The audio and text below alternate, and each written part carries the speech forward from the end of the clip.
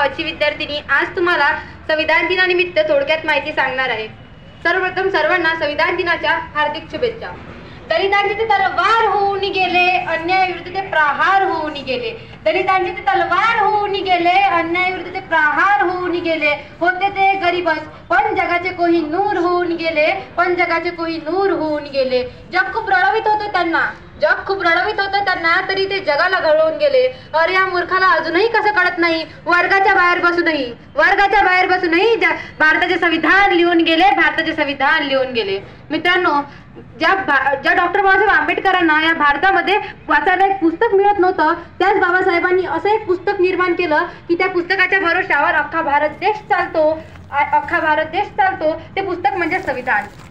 संविधान म्हणजे काय? या देशामध्ये जगावं कसं, वाचावं कसं, लिहावं कसं, मरावं कसं, या प्रत्येक कायदे ज्यामध्ये दिलेला आहे, तर कायदा म्हणजे संविधान। 26 नोव्हेंबर हा इतिहासामध्ये सुवर्ण अक्षरामध्ये नमूद केलेला दिवस आहे। कारण याच दिवशी जो समाज अस्पृश्यतेने घिरावलेला होता, जो समाज गुलामगिरीमध्ये पडलेला होता, त्या समाजातील एक महामानव ज्यांनी डॉक्टर बाबासाहेब आंबेडकर ज्यांनी या भारताचे संविधान लिहिले। डॉक्टर बाबासाहेब आंबेडकर यांनी 2 वर्ष 11 महिने 18 दिवस अतोरात परिश्रम करून, दिनरात परिश्रम करून आपल्या भारताला संविधान दिले। म्हणूनच मला म्हणावंसे वाटते, तळपत राहुनी सूर्याप्रमाणे अविरत जिंदले चंद्रासमान देण्या आम्हा जीवन बनवला माणूस